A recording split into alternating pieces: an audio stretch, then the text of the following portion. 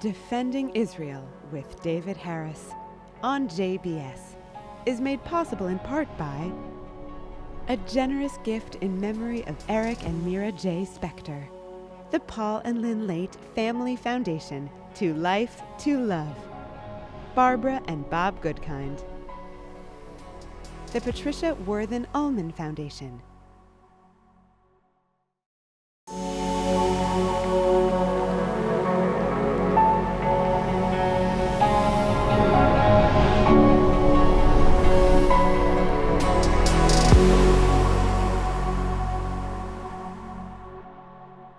Hello JBS viewers, I'm David Harris and this is Defending Israel.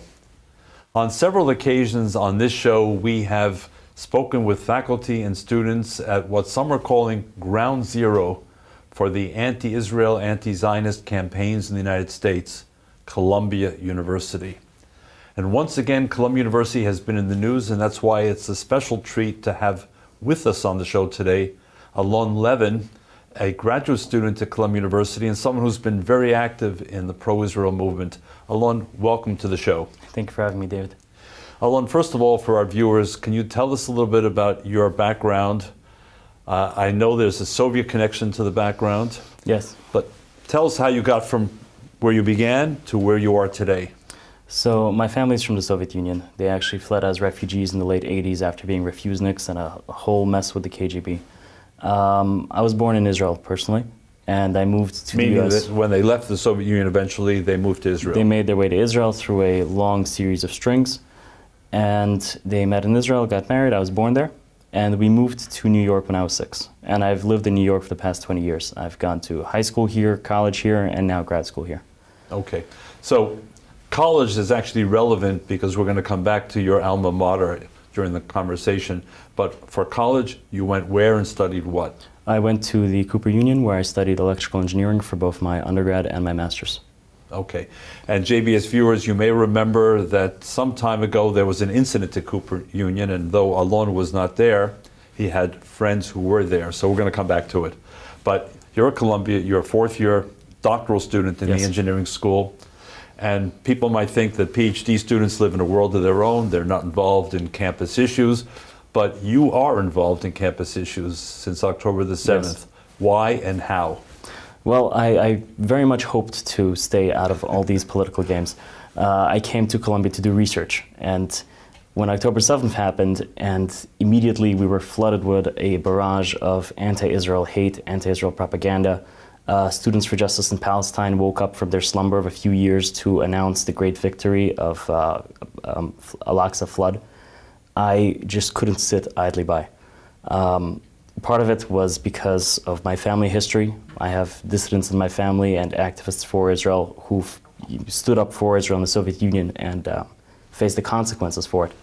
So I felt that here in New York, where I'm living a relatively cushy life, I can't just sit idly by as these sorts of things are being said about Jews, about my people. And so on the very first day back at Columbia, after October 7th, there was a big pro-Israel rally.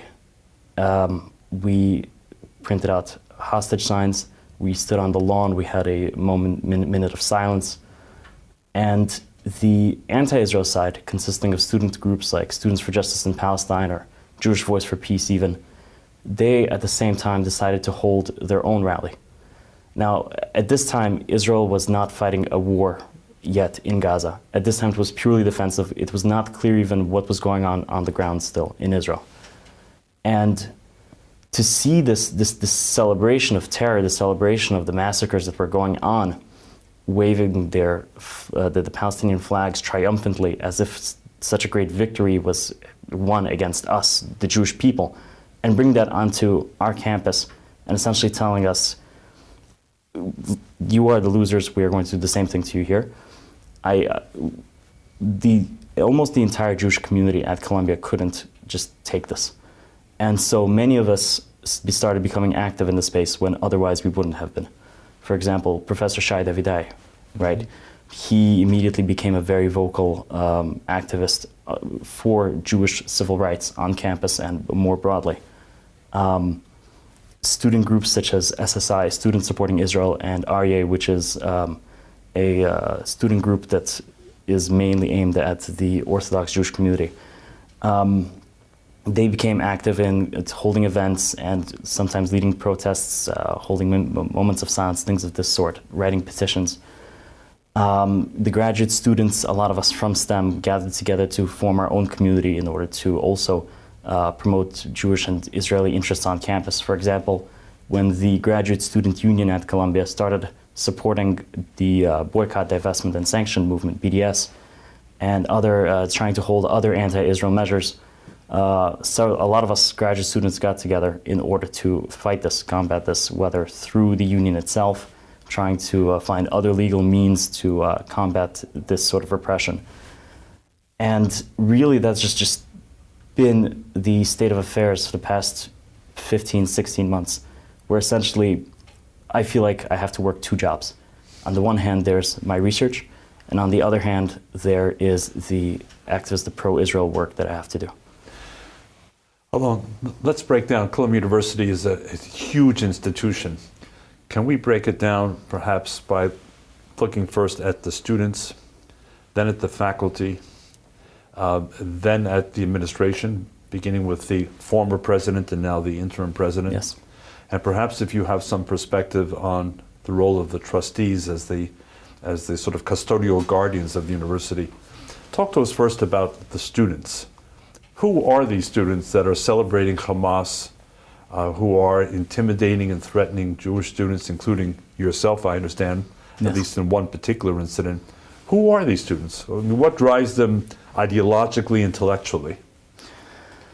Let's begin with the core group of anti-Israel organizers. These are the heads of Students for Justice in Palestine, the heads of Jewish Voice for Peace. I think we have to say, in air quotes, Jewish Voices for Peace. Jewish and Right. peace, Right. exactly. Exactly. They formed a confederation of organizations called Columbia University Apartheid Divest, in part through willing club participants who just did not know the situation, want to be involved in something, a big movement such as this, and in part by actually bullying some of these organizations to sign on with threats of cancellation and other, new age phenomena. But the core group themselves, many of them are themselves, they claim that they are of Palestinian descent. Many of them are Muslim. Some of the members from Jewish Voice for Peace are from disaffected left-wing movements with very little actual Judaism to show for. And some of them, some of the Palestinian students who are running this actually themselves have connections to terror organizations, but there's no way to say it otherwise. There's at least one individual who brags about having family who were in the Al-Qassam brigades and active in terror in Israel. There are students who have ties to other anti-Israel organizations who are causing riots and protests in other parts of the country. New York, for example, within our lifetime, which itself is an organization that has ties to Samidun, which is connected to the PFLP, which is a recognized terror entity by the United States, Europe, Israel. Popular Front for the Liberation of Palestine. Yes. Do you feel or sense, or have you managed to observe any direct foreign links? I mean, the Iranian regime, for example, has touted the fact that they are supporting some of these movements. I cannot specifically say Columbia. In an organization I'm involved with, ISGAP, the Institute for the Study of Global Antisemitism and Policy, they have documented massive funds coming from Qatar, especially, to American universities. Can you observe any of these foreign influences? The clearest example that I can think of is an event held, if I remember correctly, in April of 2024. This was an event that was actually promoted by an official Barnard Center. It was the Center for Research on Women's Studies, Gender and Sexuality, if I remember correctly. And this event was hosted by Columbia University Apartheid Divest and ran jointly with Samidun. They brought in speakers from Samidun, to discuss how to build resistance networks, how to avoid receiving any consequences for the activism that they do, promoting the wearing of masks to avoid being identified. And this was something that was held openly on campus with direct support, with a direct connection to an entity that is recognized as a foreign terror organization. I can't see how much clearer it can get, but to my knowledge, we haven't seen any consequences for the students who ran this yet. Okay. The keyword consequences, I hope we'll come back to that. But let's move to faculty for a moment. Columbia was the home of the late Edward Said, yes, who not only as a scholar himself, but who wanted to create generations of scholars that would follow him, that would essentially penetrate American higher education, carrying with them his views of the Middle East, the study of Orientalism, et cetera, et cetera. What's going on in the faculty at Columbia? There's immense faculty support for these protests, for these anti-Israel actions. Throughout the university? Corely focused within the humanities, generally. You see a little bit of support from one or two STEM professors in the sciences and engineering here and there, but primarily it's focused in the humanities within Barnard, Union Theological Seminary as well, surprisingly. And the support is really, quite frankly, shocking. First of all, there's the ideological support, right? What they teach in the lectures. There was a professor, A. Qayyum Ahmed, who in November or December 2023 already started floating the idea that there's a genocide going on in Gaza to his medical ethics class. So in the middle class, he would lecture about how Israel is committing genocide in Gaza to students who are there to learn about something completely separate, something completely different. You see lectures, for example, by Joseph Slaughter on the morality of airplane hijackings. So that, first of all, provides the moral and ideological, academic even, underpinnings of these protests, anti-Israel protests and movements, which it's more correct to say that they've grown from just anti-Israel to anti-Western as a whole. Now, would you also characterize them as anti-Semitic? Oh, 100%. 100%, without a doubt. Just last week, on Tuesday, there were protesters who were handing out flyers with jackboots crushing a Star of David. Right. And they had the word anti-Zionism on them. But how much clearer can you get? This is clearly Soviet-era, Nazi-era propaganda being shown. Is there faculty pushback? There is faculty pushback, primarily from the Israeli and Jewish faculty, and as well other faculty and staff members who are concerned about this as well. Because Shai Davidai, whom you mentioned, has been very much in the news, but is he alone? Or He's is not he alone at all. There's actually a very large support system by the Jewish and Israeli faculty for the students and for the Columbia environment as a whole. There's an organization, the Faculty and Staff Supporting Israel at Columbia, who routinely highlight when anti-Semitic incidents take place on campus. They provide support for the students, and this is in part in partnership with the Institute on Israel and Jewish Studies at Columbia. Mm-hmm. So they've actually been very supportive, and they don't shy away from taking the stance and taking the actions necessary to fight back against this. Okay, let's get to the administration. Yes. There was one president. She's gone. There's an interim president. We're talking since October the 7th. Yes. How would you assess the reaction of the administration of Columbia University to everything you've seen and described? The previous administration had no clue what they were doing whatsoever. No clue? No clue whatsoever. They were caught completely unprepared. They did not know how to handle this whatsoever. And we even saw this at the congressional testimony by former President Minu Shafik, where she did not learn the lessons from her predecessors. Right, the three from Penn, Harvard, and MIT Correct. were on December the 7th, and then she followed separately. In April. And you say she did not learn the lessons. She did not learn the lessons. Her answers were nonsensical to the questions from the committee. I was actually in the room during that hearing, and there were audible gasps and laughs from the Jewish students who were in the room listening to what answers she was giving. And then that day when we get back to campus, everything is on fire because that's when the encampments began. Just to give April of 2024. Yes, that same day. That same day we came back to flares on campus and it looked like it was burning down. Okay, that president left. There's now an interim president. Any change? The current president it seems like she's taking some actions. It's not entirely clear where those are going to lead. It's not entirely clear how much her actions and the actions of the university as a whole are due to the change in the United States administration, due to the threats to withhold funding and other... From the new Trump administration. From the new Trump administration, yes. At the beginning of the semester, things were quieter. I will say to President Katrina Armstrong's credit, she did manage to calm things down on campus to a certain extent. To give context for this, you can really sort of group the students who are in these protests into two categories. You've got the main primary organizers, who are the heads of SJP and JVP and CUAD and such. Then you have many students who are just there along for the ride. They want to be part of a cool new movement. They don't know what anything actually means. If they see people wearing keffiyehs, they're told that this is the moral thing to do, they join in. Now, that can only go so far, because when the going gets tough, when it gets too cold outside, when finals begin, when exams begin, they start peeling off. Or job applications. Job applications begin, right.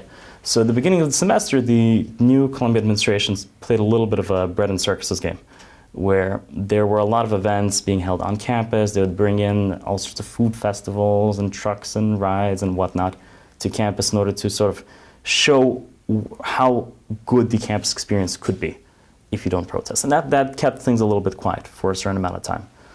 But the core group of organizers continued, the organizers and their direct lackeys, which is not a small group, by the way. It's still around 100, 150 people who routinely come to these protests and rallies. They're continuing their actions. Not only they're continuing, but they're stepping up in their rhetoric. They're stepping up in the sort of actions that they're taking. For example, in the Museum of Terror, or as it's called by the press. Which caught the attention of Barry Weiss and the Free Press. Yes. This was, they called it Hin's House in commemoration of the takeover of Hamilton Hall on campus back in April. When I went there, you could see they were actually, members of CUAD were leading classes and teach-ins about how to take sort of resistance actions against the university and against any forms of genocidal, imperialist, whatever powers that they see. They were giving instructions about how to avoid security. They were giving instructions about, they were giving resources and lists of textbooks to learn anarchist techniques. So, were you yourself ever personally targeted? I am lucky in the sense that I'm from the STEM world, and generally things are quiet there. But I have been personally chased during the All Out for Lebanon rally in September or October of 2024. You were physically chased? I was physically chased by an individual who is known to have ties to Within Our Lifetime, which is this larger body. So this person was identified? He was identified. He was previously arrested for accosting the police. Any consequences? To my knowledge, not currently. So this person is still on campus? He's still on campus. I saw him at the Hin's House event. So he's a matriculated student at Columbia University. Yes, yes. Who physically chased you, presumably in a threatening way. Yes. And as far as you know, no consequences? To my knowledge, not yet. Alon, I want to dial back to what you said at the beginning because it's relevant. You mentioned that your parents both came from the Soviet Union. Yes. When you discuss the Columbia situation with your parents, for them, are there any echoes of their own Soviet experience? It's funny you mention this. Literally, yes. Very much so. My father even told me at one point that the reason that he and his family left St. Petersburg in 1990... Which was then Leningrad. Then Leningrad, yes. The reason that they left when he was a teenager was because there were anti-Semitic gangs starting to roam the streets as the economy turned for the worse. And his family decided that they cannot do this anymore, and they had to leave, and they left to Israel. My dad told me at some point over the previous year that what we're seeing right now in New York, we're seeing right now especially on college campuses, is worse than what he remembers it was when they were leaving in 1990. And I would add, as someone who was very familiar with that period, the Soviets very skillfully used anti-Zionism, often as a mask for what was naked anti-Semitism. Yes. And I'm guessing that your parents may have mentioned that too along the way. We have. So I'm lucky in that I grew up learning all these stories, hearing about their experiences there. So when this started up, it was only surprising in the sense of I didn't expect it to happen in my lifetime. But all the tactics, all the techniques, all the propaganda, all the imagery that we're seeing is directly from the playbook that was used by the Soviet Union since the 60s in order to repress the Jewish population within the borders.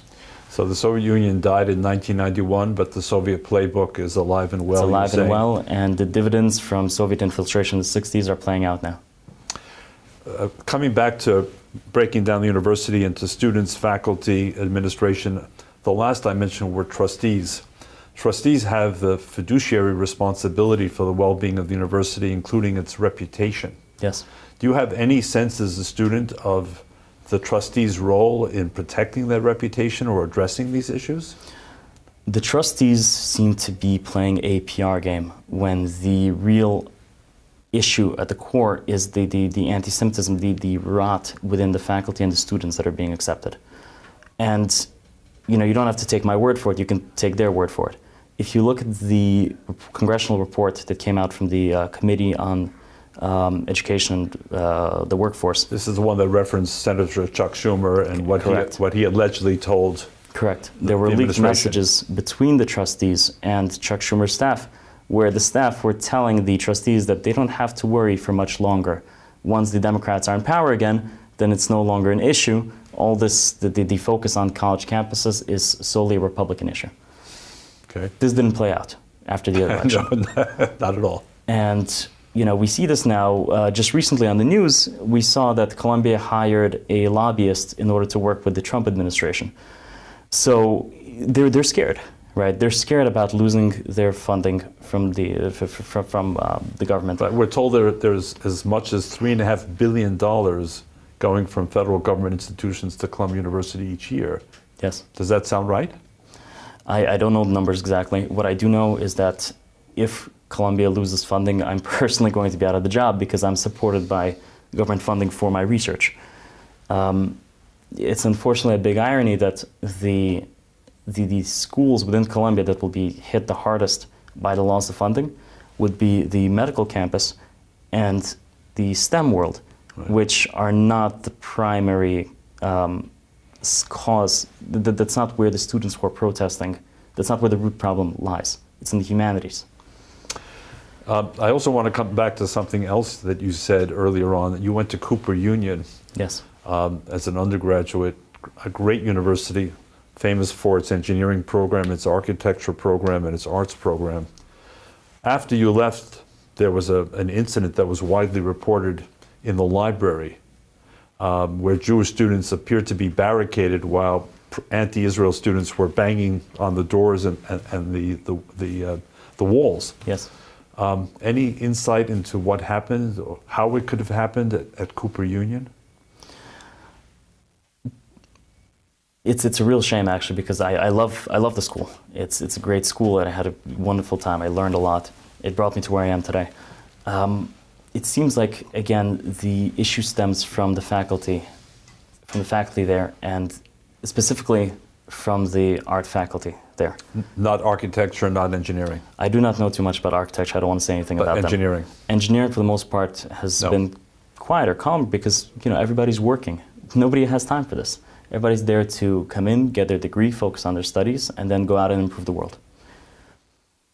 In the art school, you see a lot more of the activist type. What is their art for, if not to promote some sort of agenda, to promote some sort of change?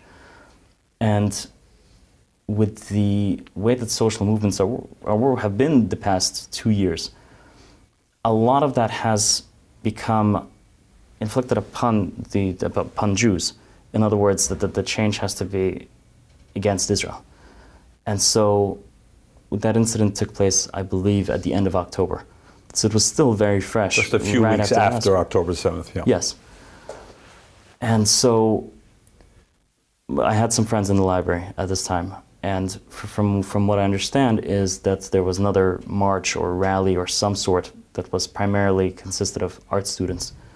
And they saw that there were Jewish students in the library. I don't think they had anything related to Israel with them, but it's known that the Jewish students are in support of Israel. And they started banging on the glass and making their way towards the door. Towards the door of the library. For reference, the library has clear glass walls that you could see through. So the protesters outside started banging on the windows when they saw these groups of Jewish students, and then came around to the door trying to get in. That is my understanding of what happened. But as an alum, it came as a surprise to you? I was very shocked. I was not expecting, Cooper Union is not a household name as the Ivies are. And yet suddenly the whole world is talking about it, because not for its academic excellence, but because of this incident, this disgusting incident that took place. Alon, unfortunately, we have just a couple minutes left, and I want to try and squeeze in 2 questions, which is unfair to you, but you're an engineer, so... I'll do my best. You can go straight from the question to the answer. If you had just a couple of moments with the current president of Columbia University, and she turned to you and said, give me 2 or 3 things that you think need to be done and done quickly, what would be on your list at the very top? Number 1, immediately ban the masks. Ban the masks. Ban the masks. If you don't know who the perpetrators are, you cannot hold them accountable. Okay. And that brings me to point number 2. There has to be accountability. There are clear rules, both within the university and in general in New York. When those rules are broken, there have to be consequences. These students cannot feel like they can run the university and bully and harass whoever they want. Same thing goes for the faculty. The faculty cannot be allowed to bully, to harass, and to promote this anti-Semitic agenda. So again, to stress the point to JBS viewers, you're saying that as of now, after 15, 16 months, there is no serious accountability, there is no serious consequence for this behavior. If there is, it's opaque. It's opaque, it's at opaque. best. At best, that's right. Okay, so, and my second question. You've had your discussion now with the interim president of Columbia, and President Trump calls you to the Oval Office. He's a busy person. He has a short attention span as a result. What should the government of the United States be doing about a situation like this? And Columbia is only, it may be ground zero, but it's only the tip of the iceberg. First of all, I want to say this is the quickest job promotion I've ever had in my life. First of all, the agitators are very often not U.S. citizens. Including at Columbia. Including at Columbia. We know that a person cannot obtain a visa to the United States if they are a supporter of terror. The same should apply to current holders of visas, including student visas. These people do not belong on our campuses. These people do not belong on our streets. These people do not belong in our country. If they openly support an anti-Israel, anti-US, anti-Western terror organization, they need to go. The next step would be to look at foreign sources of influence into the universities. What is corrupting our youth's minds? Because the youth define the direction that the country is going to go in. We need to correct course and fix where this generation's minds are focused on. And you said yourself you're an interested party, but to those who say universities should be punished financially, how would you respond? Universities need to feel that they cannot get off scot-free. There has to be accountability, just as there should be accountability for the students and the faculty who are supporting this, there needs to be accountability for administrations that turn a blind eye to this. There has to be accountability for the university. I really hope that I do not get my funding cut. I really hope that the university... So do we. It's certainly not as a result of this program. Right. I really hope the university comes to its senses before it comes to that. Quick yes or no. Would you advise a high school student today considering Columbia University, a student who is also proudly Jewish and actively pro-Israel, a place to go? I wish I could say yes. I really wish I could say yes. But it's difficult for me at this time to do so. Okay. I wish we had more time, Alon, but I'm grateful that you came into the studio. JBS viewers, if you want to have hope and optimism about our collective future, it's going to be because of young people like Alon Levin, who has shown the courage and the pride to stand up for what he believes and what I think so many of us share. I'll see you again next week. This is David Harris, Defending Israel.